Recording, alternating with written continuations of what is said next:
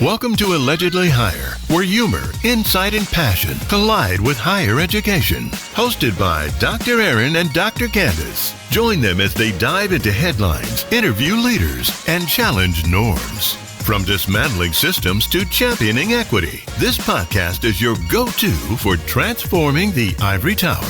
Let's get into it.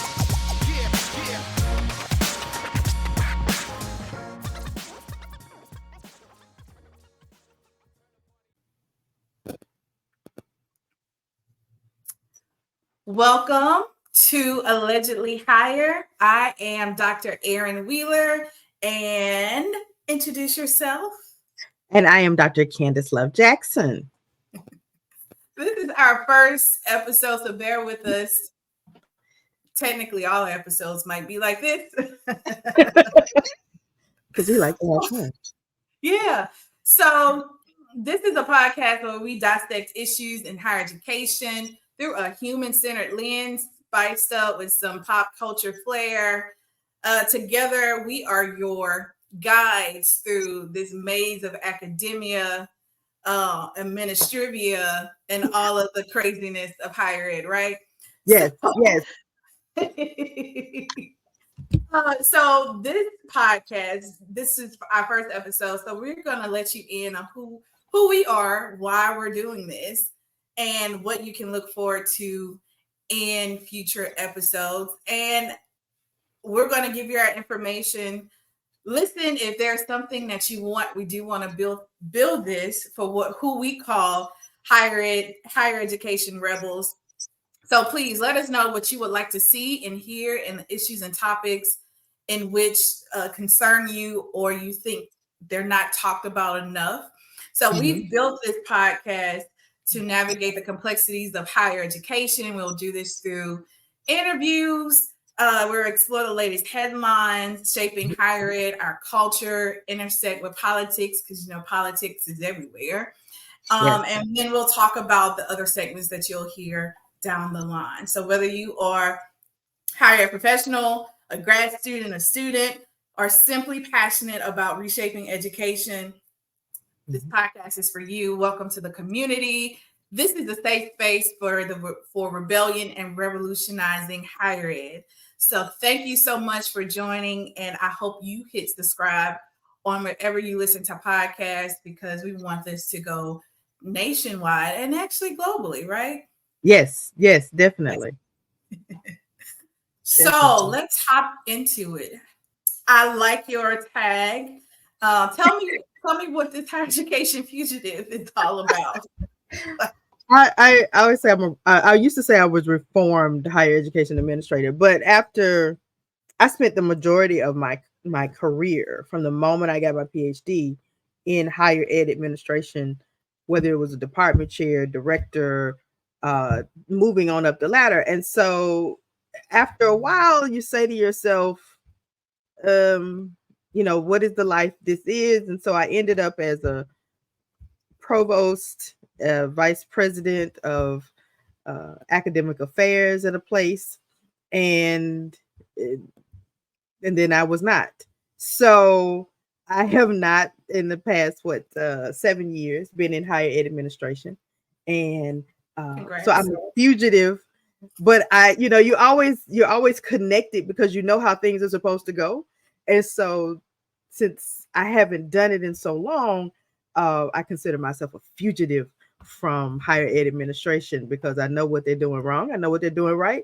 And I just go teach my children. Yeah. What do you teach your kids? What do you teach your kids? I am a professor of English at an institution somewhere in the Deep South. You're gonna put it that way, because I don't want. Yes, anything you say on here may be used against you in several higher education streets. So we do have to keep you anonymous, just in case we both may get back in higher ed, right? Right. But you put fugitive. Yeah, I'll talk about what my title is. But yeah, technically I'm a fugitive too. Yes. So I think that you know, my brand of leadership just wasn't, and I think that's why this podcast is so important to me, because my brand of leadership was not accepted or appreciated until after I'm gone from a place, right? Because I try to lead with my 3 pillars of humanity, integrity, and if I weren't getting so old, I would kind of know what the third one was. But humility, that's my third one. Yeah.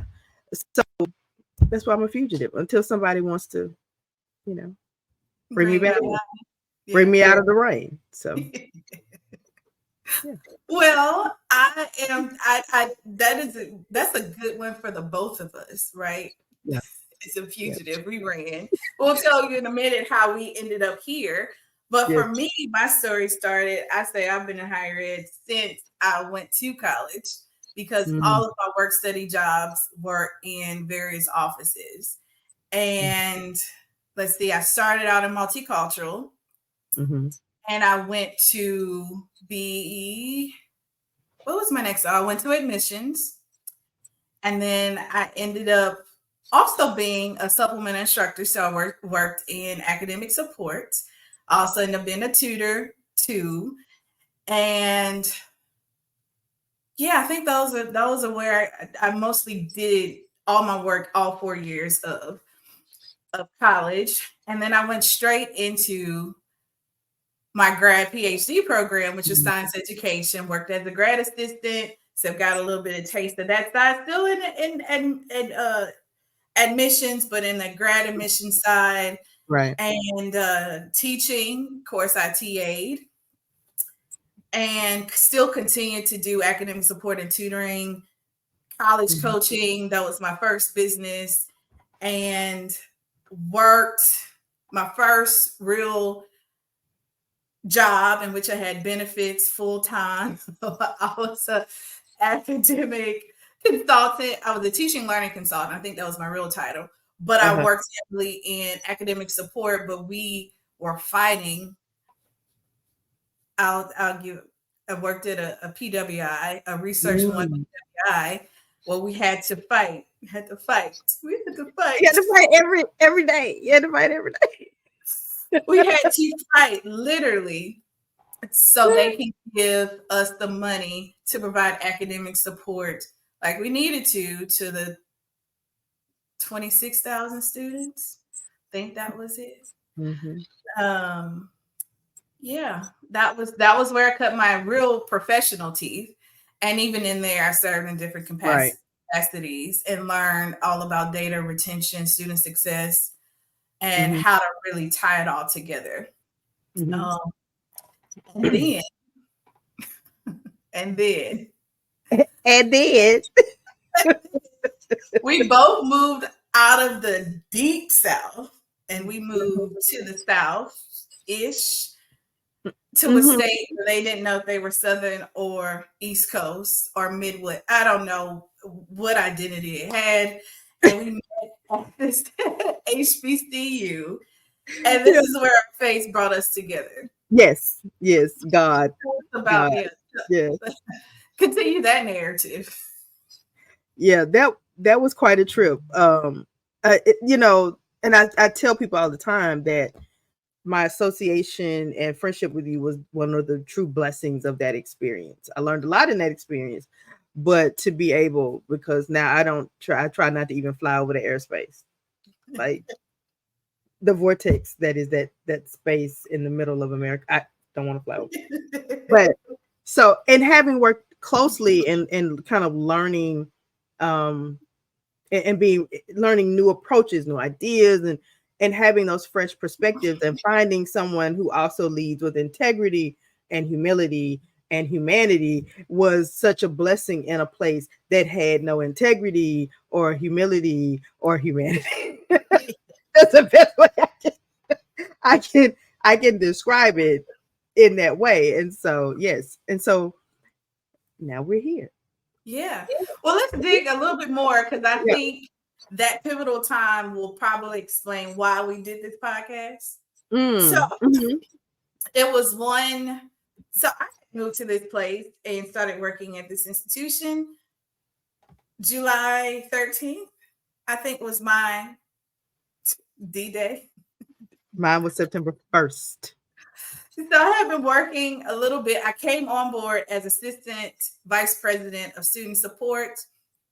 First big girl job. I had been at the PWI for like 5 years, 3 degrees, and the ceiling was so low. We were actually in a basement, literally. So I can only go so far here. And so I just kind of waited it out till I got a phone call. Hey, would you like to move and accept this position? Yes, I did, and really excited. So I came on board, assistant vice president of academic support, really excited to put all of my leadership and teaching, learning, all of my academic support, but tying it into every piece of the university. And my charge was to improve retention, which was, I did, which is very low, and also impact the graduation rate, which was very low. So when I met Dr. Jackson, she came on board as, and this is important details, you came on board as, I first met you in what role? As chief of staff. Chief of staff. What were you charged to do as chief of staff? So I was supposed to be the number 2 person at the institution. I came in as chief of staff. I had applied for the vice presidency. And he gave it to somebody else, and he said, but I still want you. I got this position, chief of staff. Come on board. Let's do that. And charged also to work with academic affairs. We have to raise retention and graduation rates. That was sort of, the imperative. I was also over athletics in Title III. So that in itself was a full, like a full-time job, and to herd the cats in this point of transition. So I was supposed to help, herd the cats. And so that was my first position. Literally. That was my first position. Yes. And we are these details matter in the grand scheme of things once we talk about the big bolder issues in higher education, and particularly HBCUs with PWIs are not immune from this kind of critique in our book, because I've seen it happen both places and felt it happen in both places and experienced it. So these details, so we this is still a month. We gonna give you a play-by-play. This is a month. We're gonna give you like a quarter every 3 months. Right. For the first 3 months our semester, you were chief of staff. I was, yes, and moved, like started the day after Labor Day. It was September 1. By the end of the month, we had a SACS visit. We had a SACS visit. We had a classic that everybody was supposed to go to, and then we had a SACS visit and a SACS report to write. Like, so the first 3 months was all SACS. Yeah. All right. So, so that was very stressful, as well as, here you are making really, really good money. Let's be very clear. You're making really good money. And so you have this very low cost of living. Right. So you had this, wonderful, new salary. You had these wonderful new experiences, meeting new people, because it's always important, I thought, to kind of expand your horizons, and expanding your network in your job. So I don't, move around, you see, meet other people, see how other people do things. So meeting the dynamics of the personalities, new cabinet, SACS COC reports, staying up, trying to get things done for like 18-hour days, no cognitive rest at all. That was the first month. Yeah. So that was the first month. Yeah. Our relationship began because it was just a whole lot of fires to put out. On the hierarchy, I probably should not have had as much interaction with you as I did. I was in academic affairs. You're in the president's office. Yes. I'm 3 levels down from 2 levels, 3 levels down from you. Right. And I should not have had, but I think the school was such in turmoil, and it was just like a twisted knot, which ironically, one of the games on my iPad that I'm addicted to is untwisting knots. This is my new 2-week addiction. So it was really like untwisting knots. Everything was tangled and wrapped around each other so heavily that I had to interface with you. And you were probably, like you said, the only person who had a very logical and let's get it done. Even though things were on fire, we could parcel out what needs to be done right now and not panic or not just freeze. Even when it looks like I'm panicking, I'm really not. I have completely I'm not. I think what people don't realize about HBCU inner workings is that if you work at an HBCU, you are familiar with everything. There are not enough people that they may have at a PWI to do like this is the one job that you do. So it in my previous institutions when I've been in administration with a smaller HBCU, yes, I was on retention committee. I was on this committee. I was planning commencement. We were all having those conversations. So it's easy for me to kind of work academic support, work with student support services, and kind of figure out how do you get it done, because it has to be done. And there was no such thing as that's my job, that's your job. I don't do that. It's all hands on deck, because at the end of the day, it's about survival. And so you're trying to get to a baseline of survival so then you can think about thriving. Yeah. But if you're under the baseline of survival, what is it that you're going to do? And so that's where we were with a single digit 4-year graduation rate. That's where we were with a low 2-digit 6-year graduation rate. It was all hands on deck, and you had to be willing to put in the work. And I've never been that person to go, oh, well, she's an AVP. I don't really talk to the AVPs. Like, it's not, I was never going to do that. And then you have to find out, no matter who's in what role, who has good sense. Yeah. And who really wants to do the work. Like, you can complain about it all day, but when you got to get it done, you got to get it done. Yeah. So then we went in bright-eyed and bushy-tailed and ready to go. I neglected to mention that by the time you came on board, I was on my second supervisor, which meant second provost. This was a month in, right? Right. So when I tell people that I was at this particular institution for 2 years and 4 days, I put all respect on those 4 days. Yeah. And in that moment, I had 3 presidents.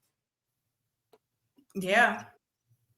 So when you have that kind of turnover, you don't have the stability. And it's all organic to even recruitment, because if a president or provost or director or an AVP talks to a student, talks to their families, and they're there in August and they're gone by May, parents are sending their children not just to an institution, but to the people at that institution. And so that kind of turnover affects your recruitment. It affects your retention, because things change. So and students need that stability at this last phase of their adolescence. Yes, they really do need that stability. So when they don't have it, it throws it all off kilter.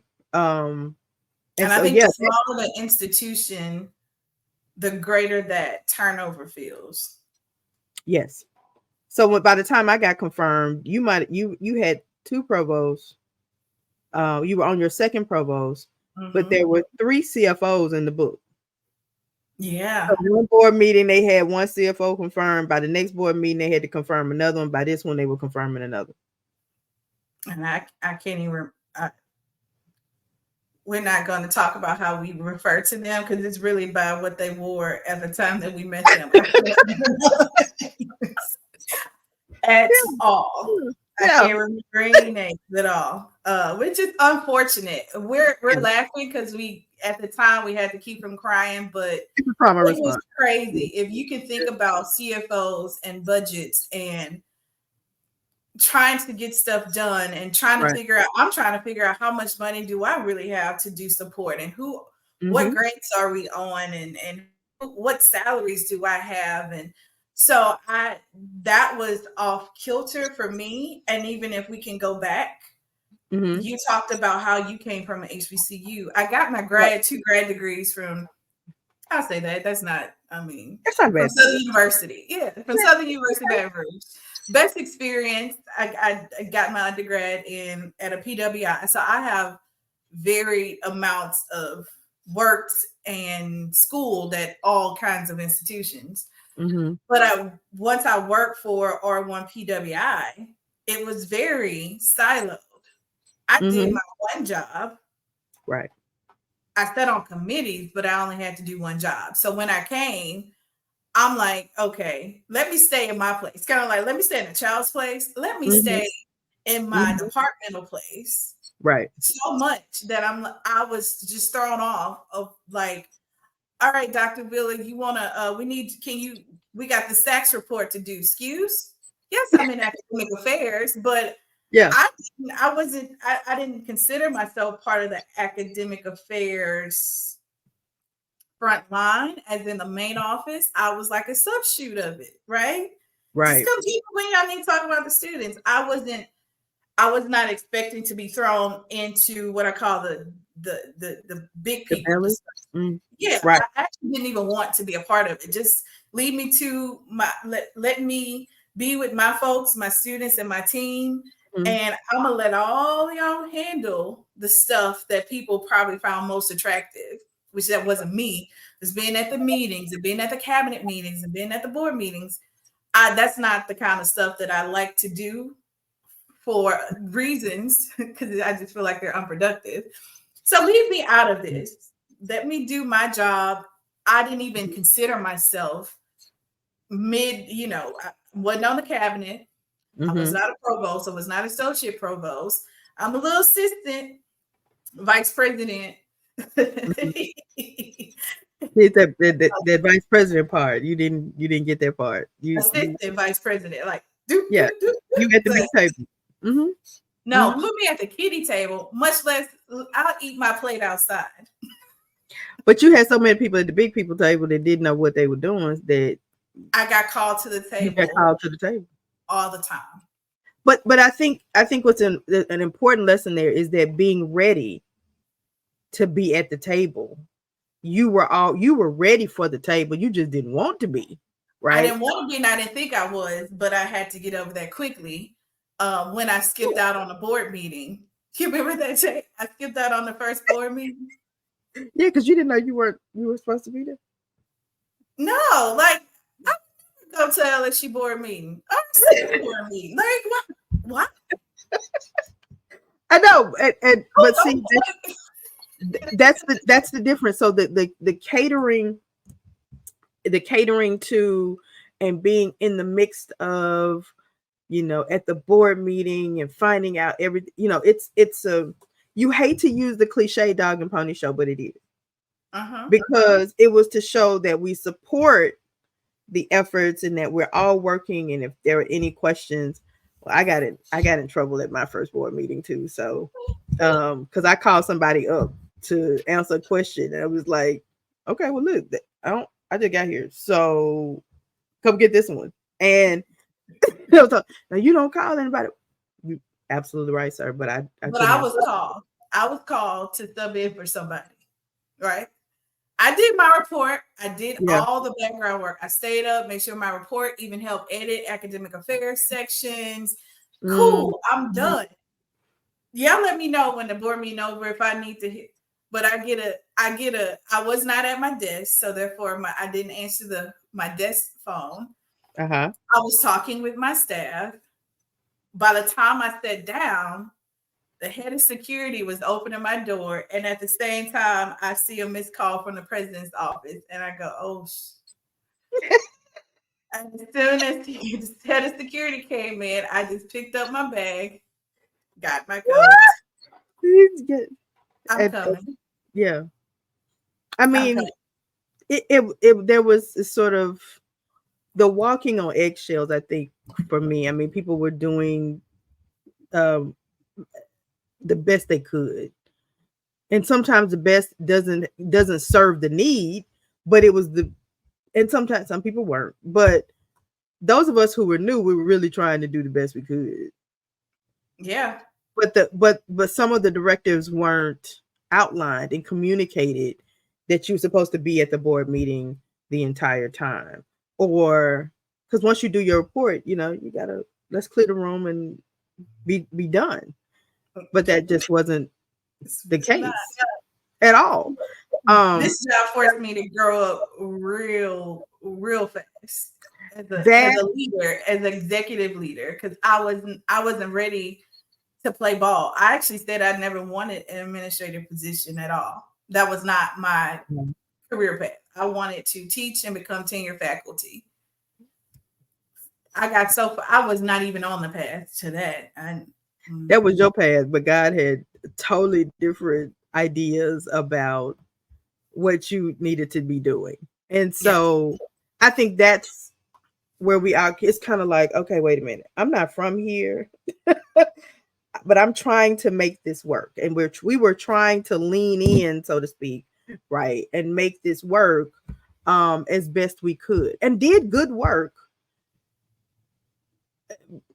But there had to be changes. There had to be new mindsets that some people just weren't ready for. Yes.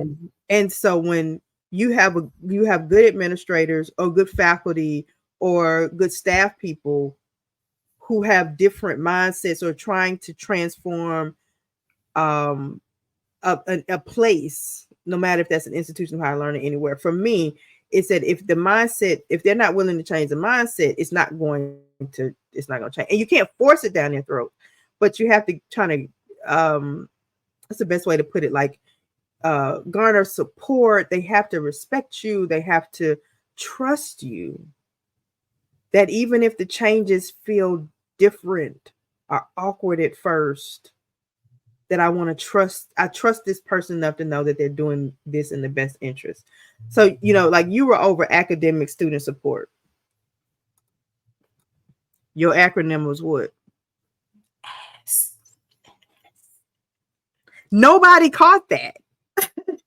I did. You did. And so we changed it as soon as we could.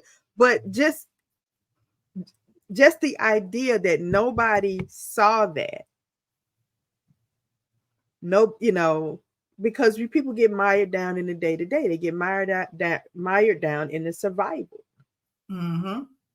And so here we are, these transients coming in from day one, trying to change, and they had already, by the time I got there, you all had kind of already, how shall I put this? A month felt like a year.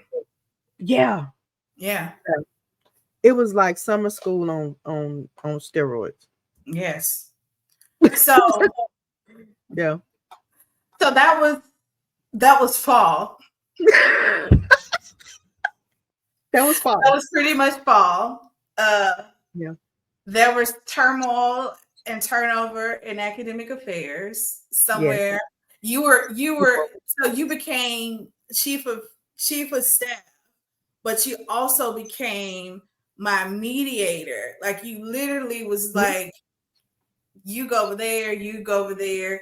Hey, Mr. President, right. Your exact words were, I'm trying to stop mutiny. They are refusing to report. I am trying to stop a mutiny. And if you don't do something, there's going to be a problem. So fast forward, and this is funny, but not funny because it was traumatic. We can replay these experiences so we know Right. different needs. Fast forward to spring, mid-spring, right? So a few months later, Prince passed away in this board meeting that I showed up to, that I knew to show up to. We were given a board report. At the same time, I think you had to I don't know if I dug my fingers into your thighs, so I wouldn't say nothing, or vice versa. I think at this particular board meeting, I probably went at it with the board member real hard, outside of my character. I had got permission from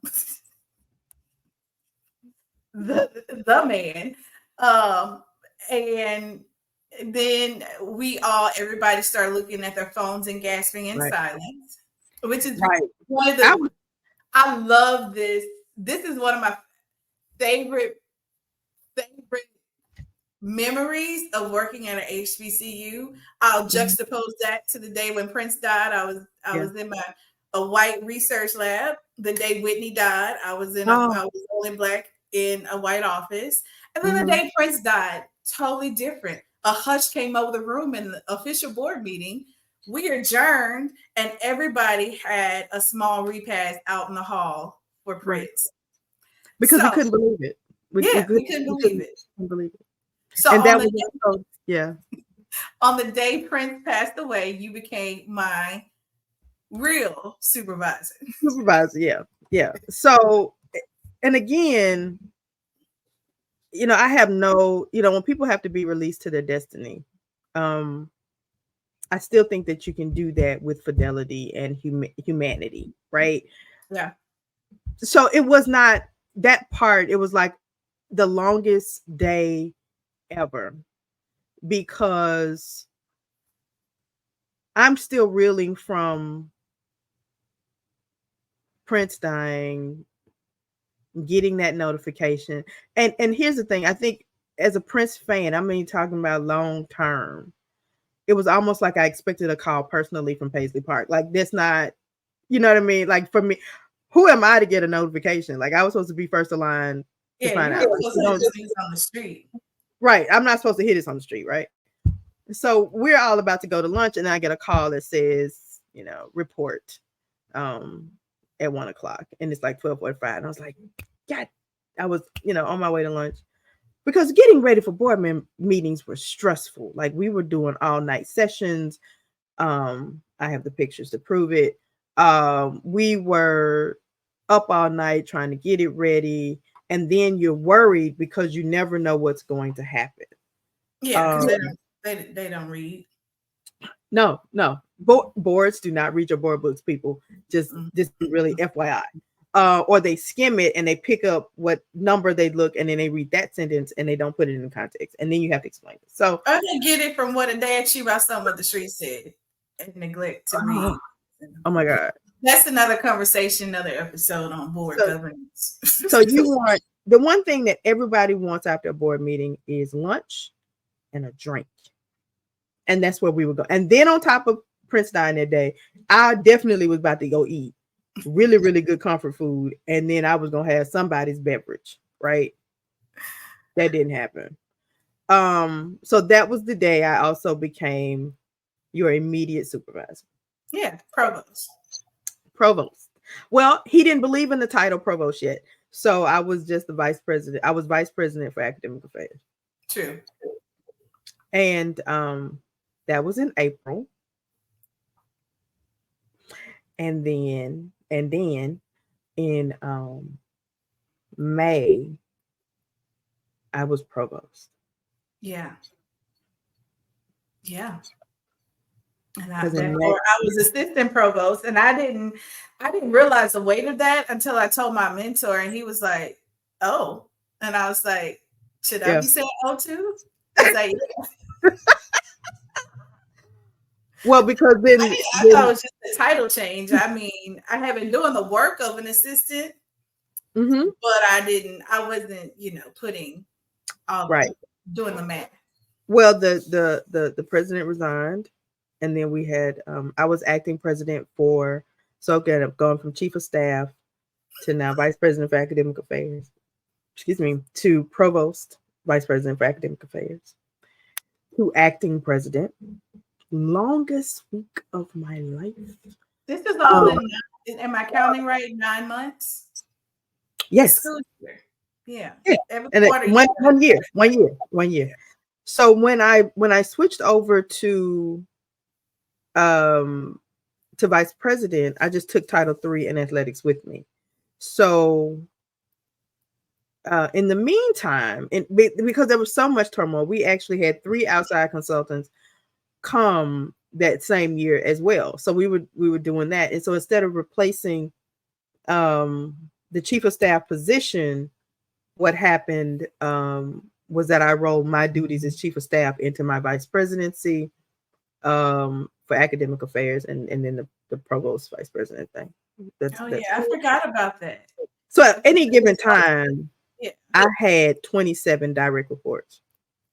Yeah, I probably had that many as well. Because in between, but at least yours somewhere in between the fall, my first fall.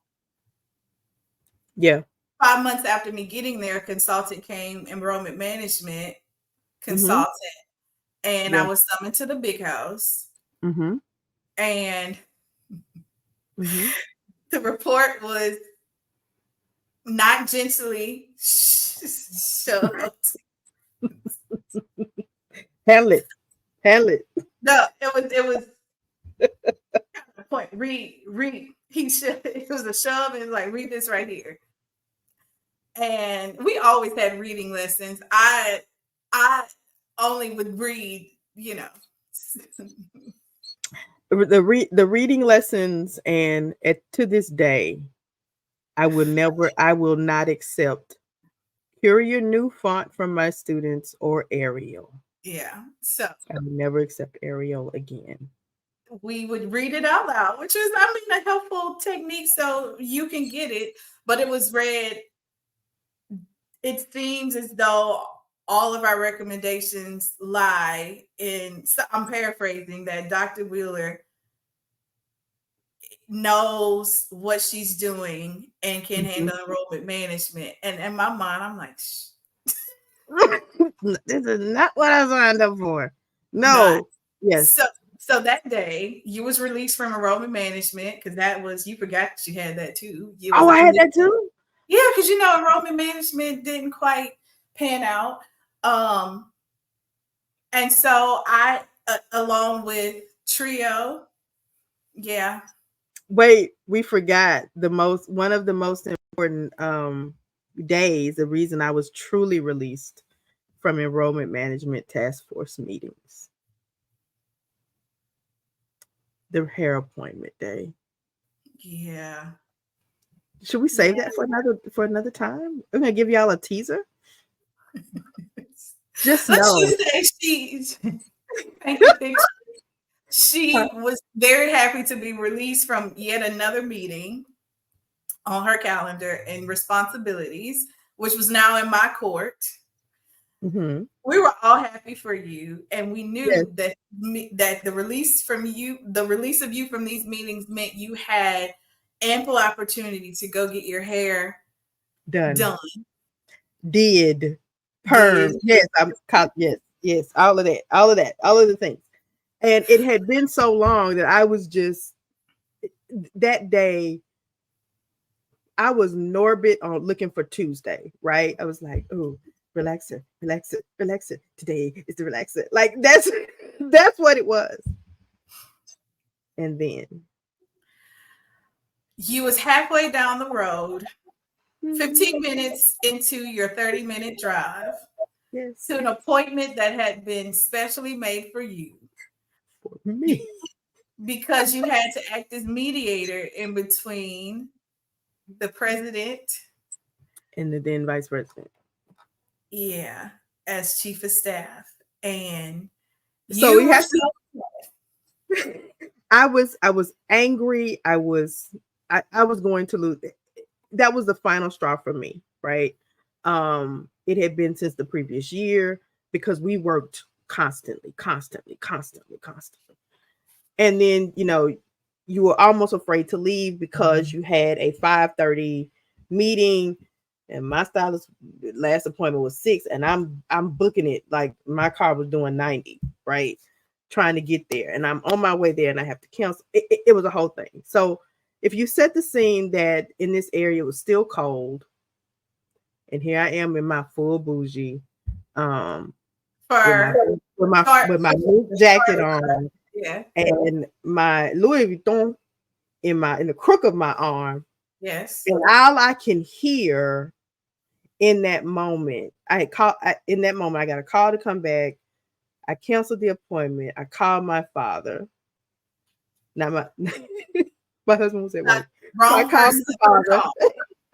Wrong person to call, because I told him, I said, this is it. And all I kind of remember was the clickety clack of my boots against the concrete, because I had gone, and then so I guess from the perspective of, so you were still sitting at the table, I burst into the conference room, and then what happened? So this is a very long presidential conference table. I'm sitting at the very opposite end, looking the president straight in his face. 2 other ladies are on opposite sides. I hear Candice come from behind me. I see her Louis Vuitton thump on the table on the side of me. And for this to be done, people had to be out of the mind, because the president you don't do this kind of stuff with him. And had You never don't done anything like like your this. mama say, you better not dot this dough. You shouldn't dot the dough if you're not in the meeting. You got to knock light. You better tell the assistant to knock lightly and ask if it's okay. But no, you heard door open, you back. We like, why is you back? Because you're supposed to be gone. And all I saw was this. I need to see you for a minute. Like it was a point, like, get up. I need to see you in your office. And we still ain't breathing from that moment, because we like, oh, this is a fireable offense. I knew that day. Last day. I knew that, and I was willing to do that. That day I had.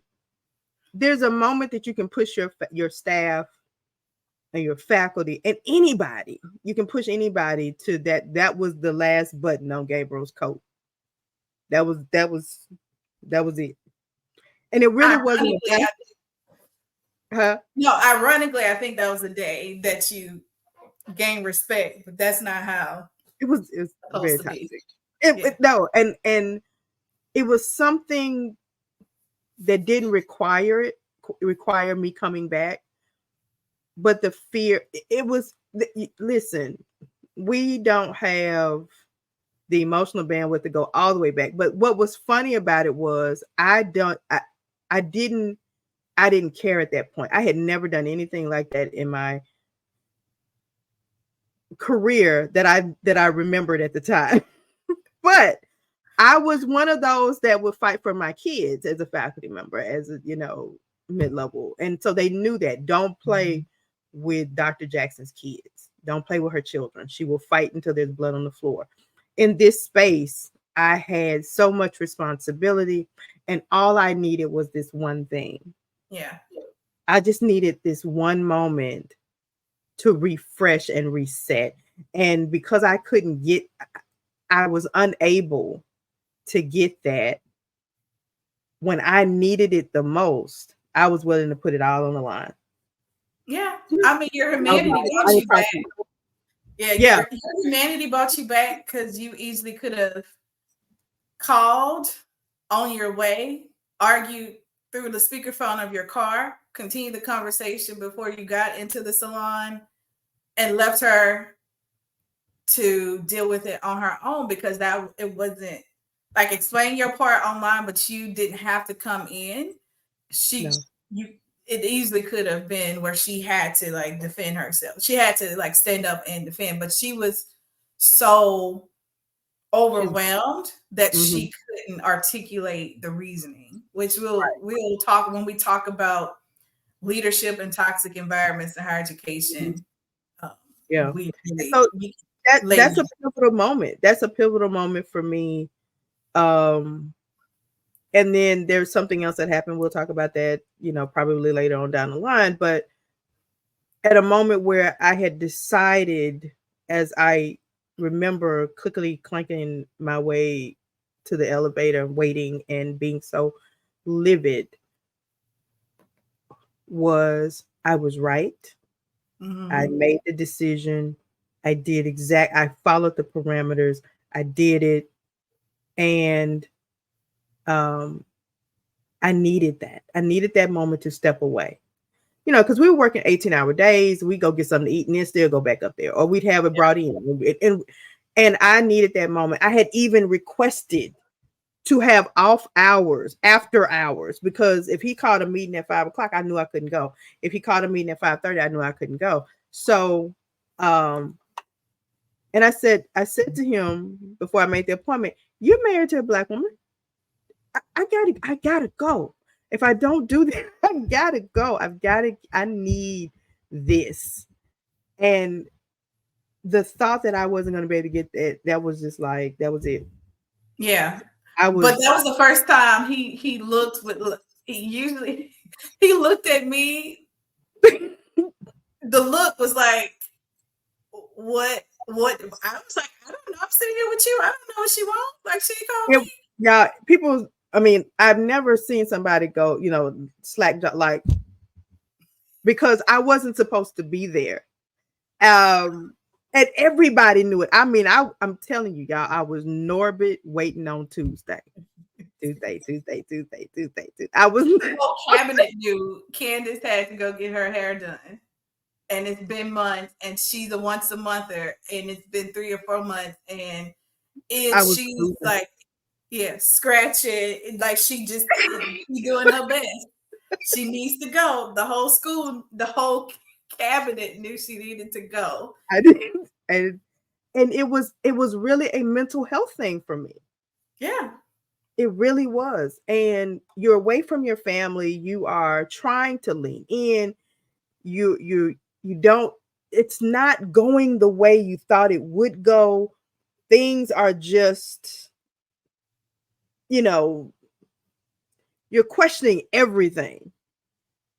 I needed those 2 hours. I needed that more than anything in the world. And now you gotta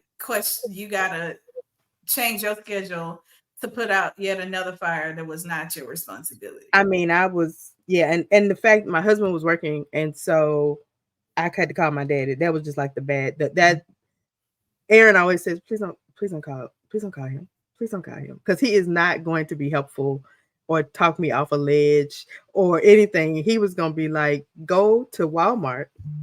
Because I think one day I was told it was a final nail.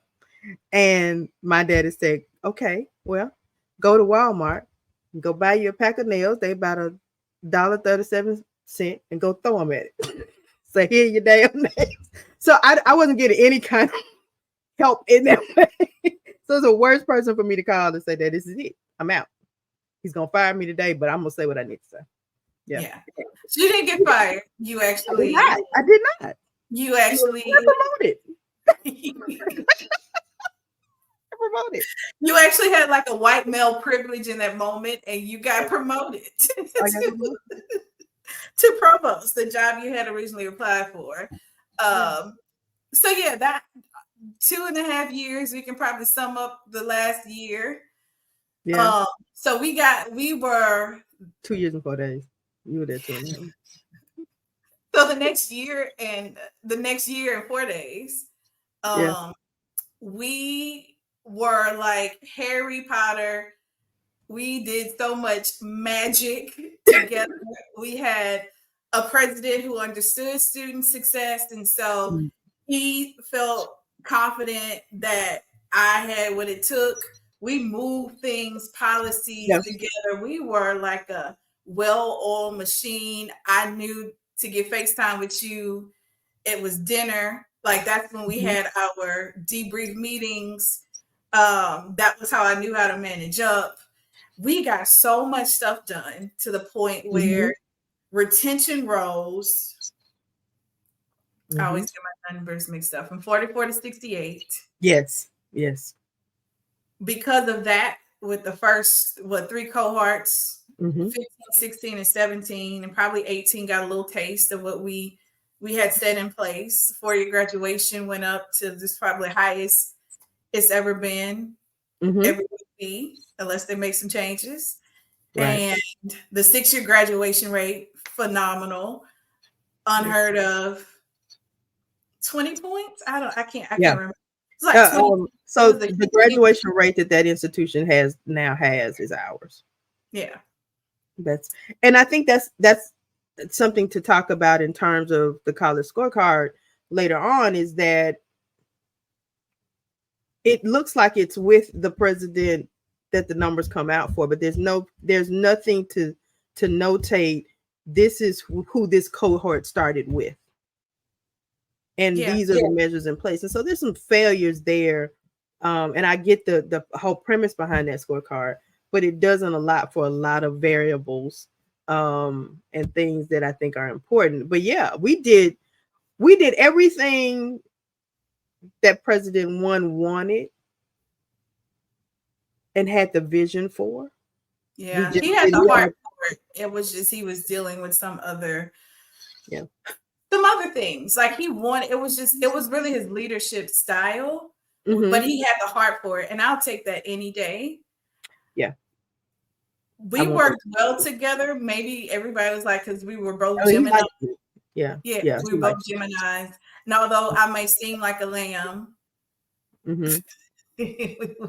but he respected me, although I didn't see that reciprocate with all the other people around me, which is hard to see. But he was the one who did give me a boost of confidence and said, hey, you know what you're doing, just do it. And he actually, unknowingly or not, we say it's a safe space for rebellious hired leaders. He pushed me toward that side, and he was like, you keep following protocol, you're going to lose your job.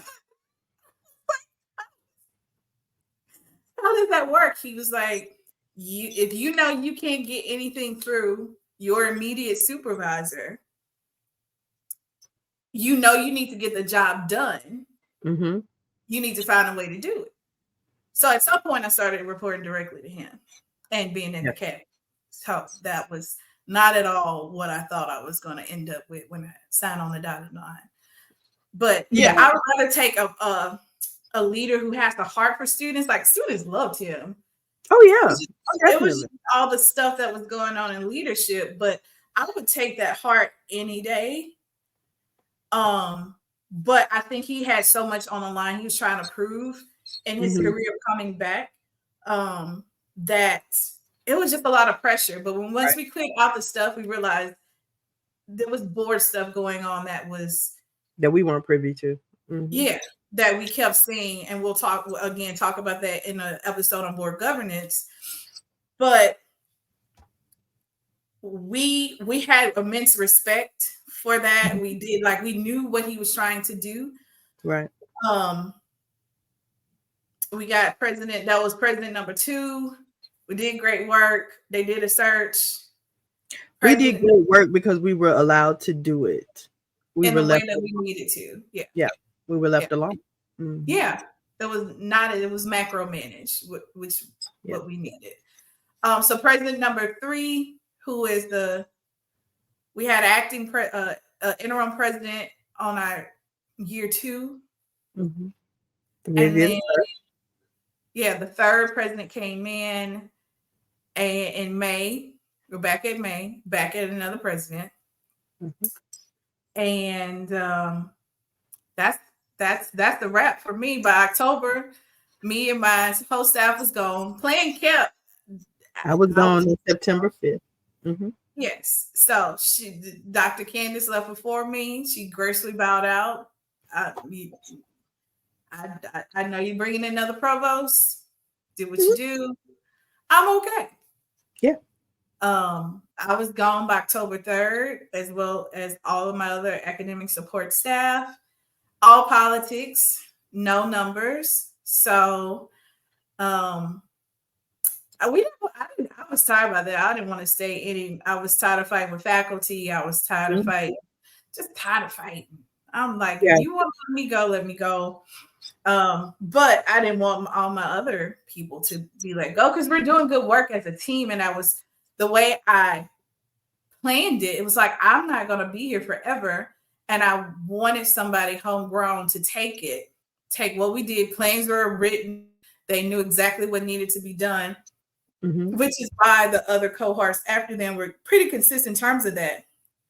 Right.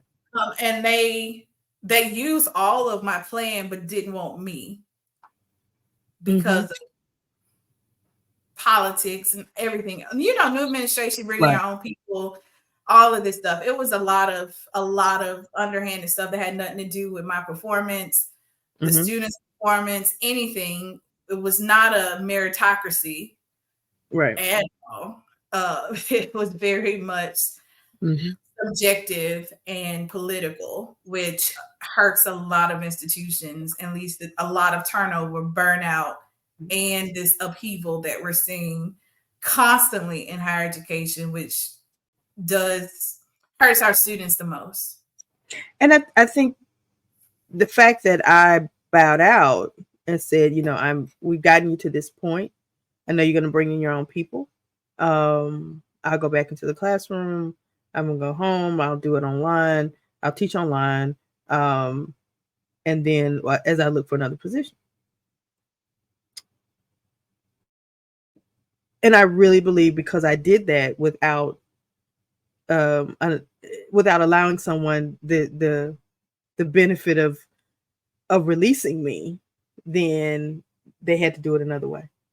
Yeah. And so, but here's the thing, after that, I will tell you this. I learned that, you know, I had become very close in that walk. We had a really hard, we can laugh about it now with the distance, the time. It's not as triggering, but I will never not trust God again. Yeah. And so I should, whereas, you know, we dug in, we have the experience, we can do that. We know what it takes to increase and to do all of those things, the default rate, the retention rate increase, all of those things, increasing the intellect, everything that we did in that short amount of time. Because once I said, I will not do this, I'm gone. And God will provide. I left it up. Yeah. And it was more about mental stuff, like, yeah. And leading back up to this, while we did this podcast, yes, for the next, 2.5 years after that. So it was almost the same amount of time we were there that we needed. We called it our exploring and consulting phase. I went back home to my parents, rented out my house.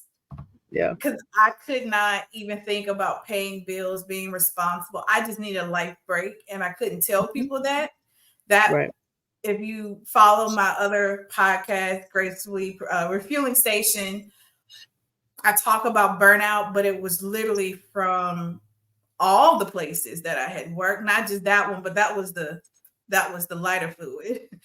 Right. I was just tired. I couldn't tell people I need a life break because that sounds suicidal. I just didn't want to be responsible anymore. I needed out. Just out. I didn't even know what out was. But be careful what you pray for, because I got it. Right. Well, I had a year. I explored, you know, we explored, you apply, but I also knew, I think, that I didn't want to move as far. And I just kind of waited. And there was a couple of opportunities that I thought I was going to be good for. I didn't get. Okay. I did some writing, non-academic.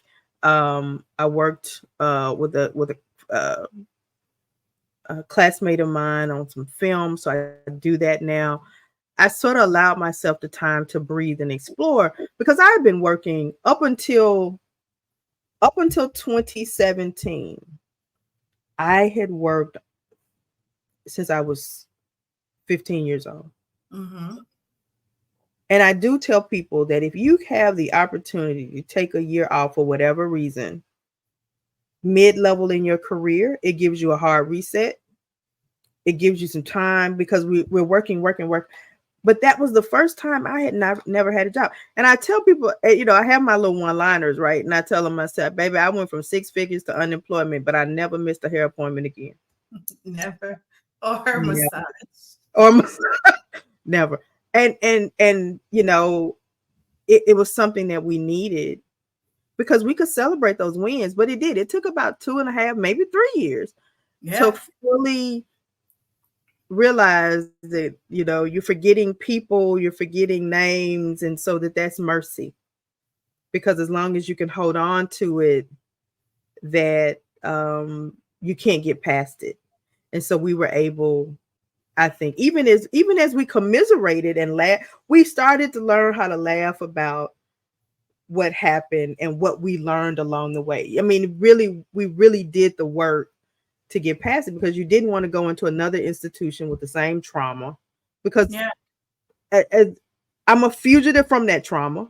I don't do trauma. I don't do it as much as possible. I will mentor young administrators. And the lessons that I wish someone had told me early in my career about sacred spaces and cognitive rest and keeping that up. But I learned in those 2 years and 4 days. And so now I wish somebody, yes, and she's smiling because that's her phrase. And that's what I learned from her. And I tell people, cognitive rest. Yes.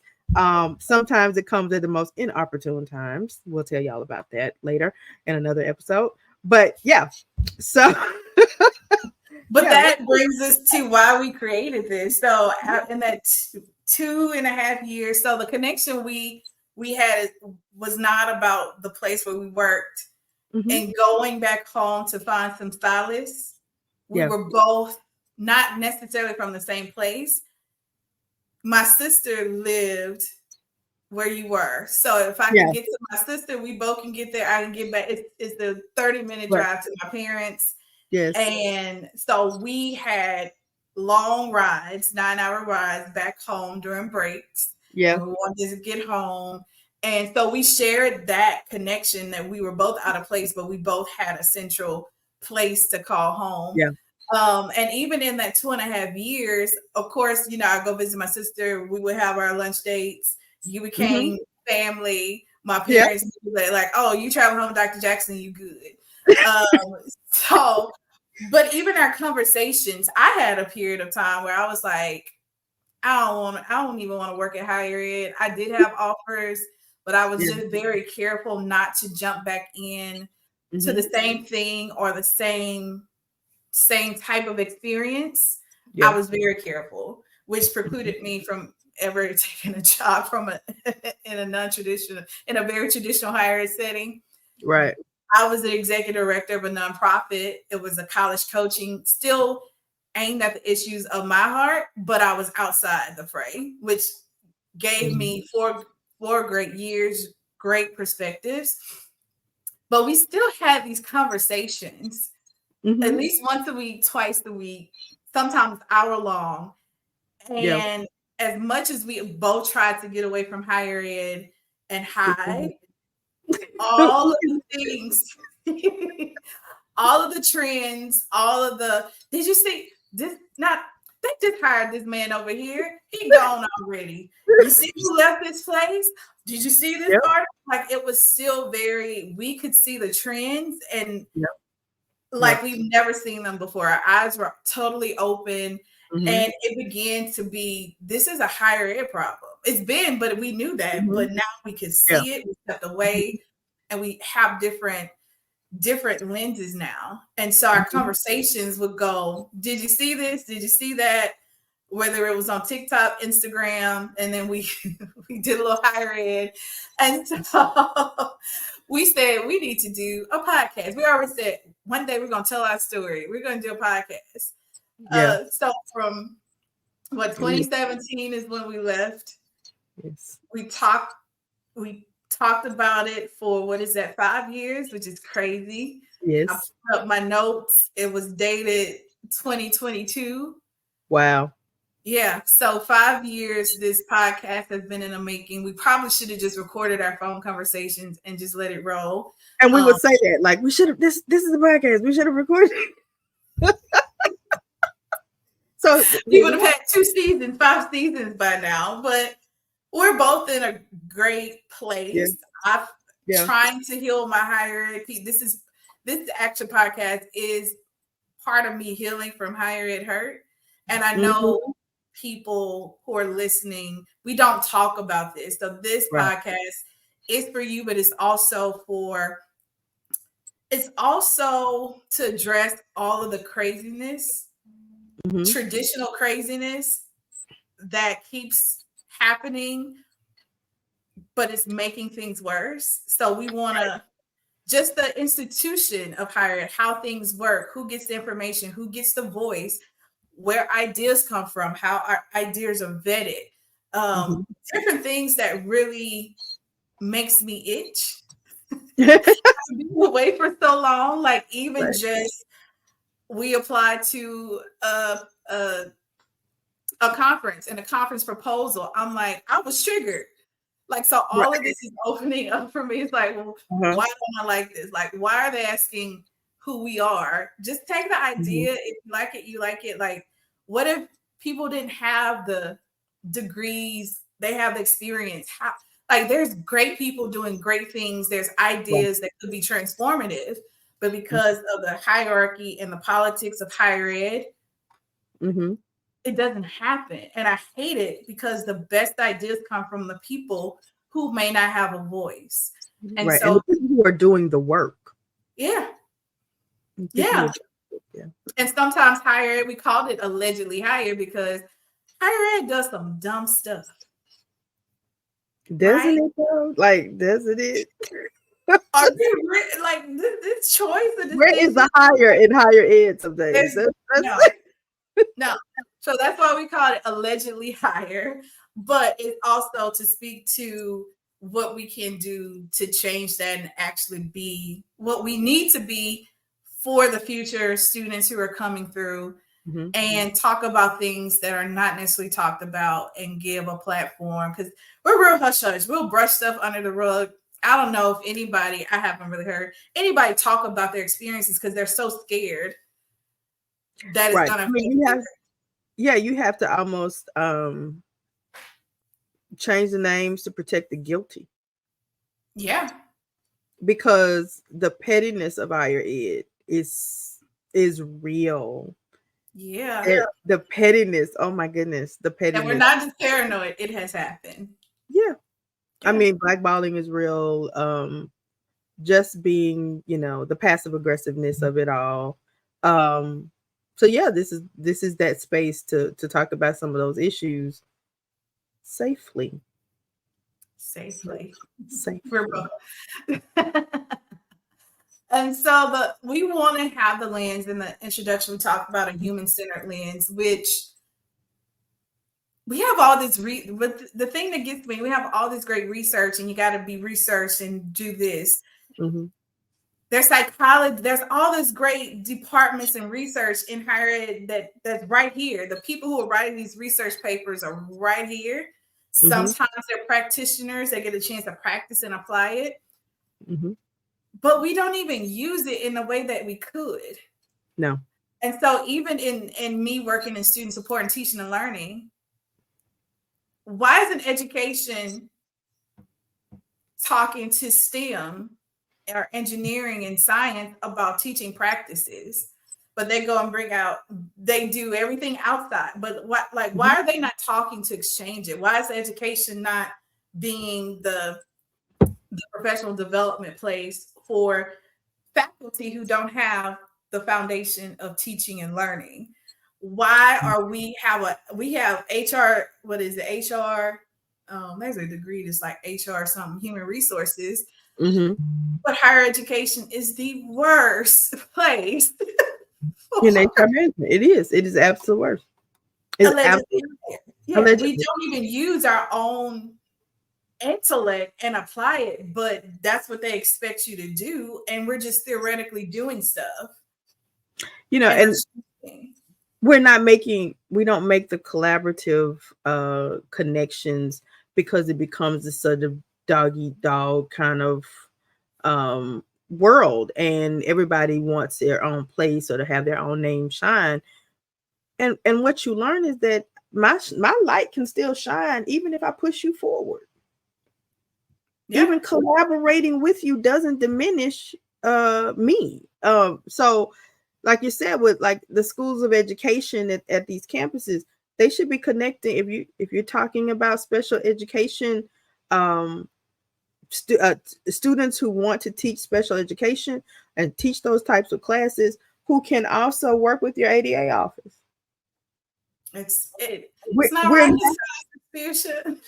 We're not connecting those dots because everybody wants to have their own star shine bright. It just doesn't always work. But guess what? What's the most of our missions? We want to graduate critical thinkers and global leaders to lead this next. But the people in the institution can't even think critically and listen to everybody's perspective and blend. Or the first thing that you get rid of are classes like world literature or your foreign languages, but your missions all say you want them to be globally savvy. But you're getting rid of because you're not sending them all overseas. You're not sending them all to these global environments. That's sometimes the only way they get a chance to kind of explore and make some decisions about what they may want to explore, because we can't pay for it. But you get rid of those courses because you don't see them as necessary, but it's counter to your mission. Yeah. So all those ironies we're laying there. Let's get into what we have prepared. And I'm excited because I know this is going to grow. So the first thing we want to do is our normal chit chat. We're going to show you our real personalities. Yeah. I didn't feel, and we're going to talk about intersectionality. Like, this is not just an HBC or PWI discussion. This is higher ed, but we're going to talk about all the dynamics. But sometimes we can't show our real personalities because everybody has to be so buttoned up. So what I've learned from the nonprofit world that I was like, oh, this feels great, is because for the first time when I got my job, I started my locks. Like, I didn't feel comfortable in any place to start locks, because another discussion about how we show up as African Americans, even in our own HBCUs. But even in that way, but even at a HBCU, I felt like our discussions I was laughing the other day, between my staff, we could switch from looking at YouTube videos of somebody with like a half a centimeter of hair pulled together in a ponytail, from Marvel comics to retention theories and software design. Like, we switched like that, and it was effortless. Like, everybody could be this. They can go, oh, what kind of hair you got? Right. We got this meeting about sex. Like, it was very like, that was what I love, because I could be myself fully. Right. So our, chit chat, how we're going to talk about what we've been going through, so the listeners can learn who we are. We're going to do, and y'all can give us some examples of the name of the section. I said we outside. We outside. Pop culture, because sometimes higher ed insulates itself from what's going on in the world, and then we trying to figure out why we can't connect the students, because we don't bring outside in, and that's the best way for anybody to learn, is to be relevant and to teach from their perspective, meet them where they are. So we'll talk about pop culture, because we we we are very classy and ratchet, and most of Yes. yeah. So from Housewives of Potomac, most of our shows we're not feeling these days, but Yeah. we learn our leadership styles from The Wire and Game of Thrones, so you'll get a little bit of that. Had I watched Game of Thrones before I went to the place, I would have had a better experience. I might have been Did you there. watch it during it? I think I watched it during it.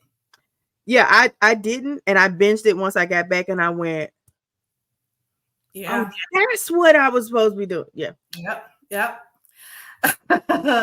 And so in our news segment, we'll take some stories. Some of our topics will be based on what's going on. Of course, in your Inside Higher Ed and Chronicle of Higher Ed, but we make a joke that most people can't afford the Chronicle subscription, nor do they have time to read it. So that is one piece that we want to talk about, just to analyze things that are in that and from perspective, but add our own, because Chronicle of Higher Ed they get that higher up perspective where the work doesn't happen. Ideas do. Mm-hmm. But I think the Chronicle misses the people who are actually frontline with students and seeing the on the ground happenings of higher ed. Mm-hmm. We'll talk about some transitions, big transitions, who's in, who's out. We'll couch that discussion. No, I mean, because not gossipy, but one day you're in and one day you're out. Yeah, but some people might want to know that so they can apply. Yeah. We'll talk about policy. We have a segment called Unstudent-Centered News, where things hit the fan and choices are made that have nothing to do with the students. Yes. They make it seem like it has things to do with the students, but it does not. And of course, whatever it's called, right? DEI, inclusion, belonging. Some people are inclusion and engagement. I don't know. Whatever the thing is called to talk about mixing in of ideas, cultures, races, and ethnicity. Yes. On equal playing fields. Mm-hmm. Whatever DEI is called. Yeah, whatever it's called. We'll talk about that. Or in DEI news, who knows? And then we'll, of course, have a main segment where we have some great interviews, special topics. And our goal here is to not go with the names that you see all the time. We do want to hear from those people who are disruptors, who are doing great things, but maybe it may not reach the news of your school or institution, or it may not hit an Inside Higher Ed or LinkedIn or diversity in higher ed. But we want to highlight those people who are doing really great work and highlight those ideas who are counterintuitive and disrupts higher ed that people may not have considered, but are targeting some things to break that traditional feel of higher ed. And my favorite will be professional development moments, because we know, again, people who need the professional development, our frontline, our advisors, our financial aid people, student affairs directors, like all of the people who are buried 10 levels down. The money runs out. You don't get the opportunities to go to conferences unless you present. You don't get an opportunity to be in places where you can get other ideas so you can bring to your campus. And so we just keep remixing stale ideas and we get nowhere. So adding a little professional development moment. Again, I am a student success background. I have teaching and learning, also science. So I'll bring some of my favorite student-centered teaching, learning things, policy, for people who want to, not even for people. I think everybody should know these things. Dr. Jackson will give you your academic affairs, SACS, COC, policy, yes, faculty affairs pieces that you probably don't know, but maybe need to know, even if you're not in academic affairs. And lastly, we'll have our rants, things Yes. that have made us mad through the week. And that, Then- I forgot to, well, that's a mix of, if we were president, this is what we'll do. So we'll take a headline and we'll break it down to what would we have done. And right. yeah. If anybody asks us, we know y'all not asking us, but who cares? Yeah. If you asked us, this is what we would do.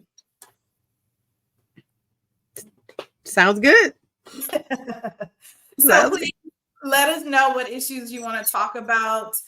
What things we definitely are going to focus on: burnout and toxicity and leadership in higher ed. We have I think a bird's eye view research for practitioners and men. Like, we have that perspective, and so that unique perspective you'll definitely hear that perspective as we cover topics like presidential searches, toxicity in higher ed, fake diversity in higher education, especially in searches. We've been there, done that. Work-life balance. Elitism in HBCUs, college. This must have been your topic you came up with 2 years ago. College boards and broken things. Definitely mine. Rethinking student support. We can't have academic student support anymore. It's not even about academics at this point. It's just student support, meeting students where they are and providing even the most basic things is essential to retention and graduation. But for some reason, we have been to this place. Not for some reason, we all know higher ed was meant for a certain type of student, and we have not gotten, even HBCUs have gotten to a place where if they need too much, they shouldn't be here. Right? If they are food insecurity, housing insecurity, maybe this isn't the right time. Instead of figuring out how do we give them some security, but also teach them how to be resourceful, but also how to make it through. Right. So yeah, those are some of the topics: accreditation, sham searches in higher ed. I know that one was mine. Why do HBCUs have infrastructure problems, generational shift in faculty, the perspective of students or our customers? Let's see. Higher ed administration transitions and lessons and failures and lessons. And one I just added, AI is only good if students know how to learn. So how do we take advantage of AI, not be behind the curve? We have these conversations all the time. Right. I mean, conversation about internet, and now you had to talk about plagiarism. I just ad nauseum. Yeah. But I think add to that list to talk about the benefits of tenure, issues of tenure. And so that's under assault at any given time. Legislative interference sometimes. Academic freedom. Yeah. Use and that. what it really is. Yeah. What it really is. So as opposed to these notions of what some institutions think it means. Yeah, I definitely want to get into the history of Black medical schools and how that affects how African American, especially women, are getting the low end of the totem pole when it comes to treatment.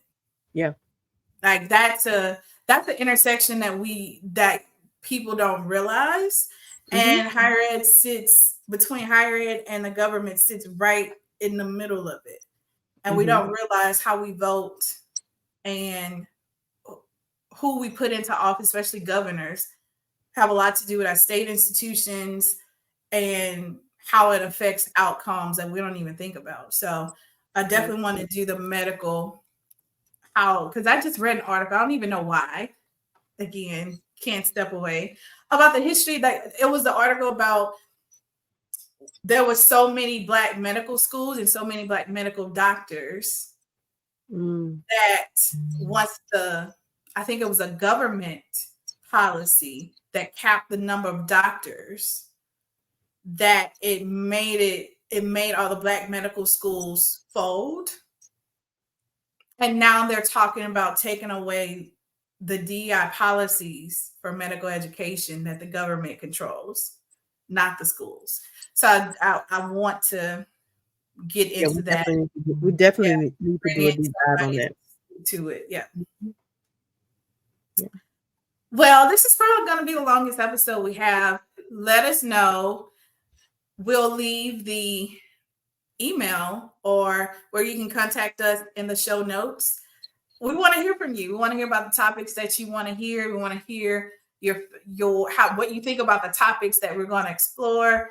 We want to build a community, and also look out for Allegedly Higher, the newsletter, which will bring some of the same things, but are just in a different way. Hopefully it'll be a bright spot in your week, that you get something in your inbox that doesn't make you scream. Hopefully it doesn't get buried, but well, thank you so much for joining us at Allegedly Higher, the first episode, many more to come. Catch you later. Thanks for listening. This episode was sponsored by Holistic Higher Ed Solutions, committed to enhancing student success. From coaching to planning, our practitioners empower institutions. Ready to transform? Visit holisticheredsolutions.com and let's revolutionize higher ed together. Be sure to subscribe, review, and join us next time.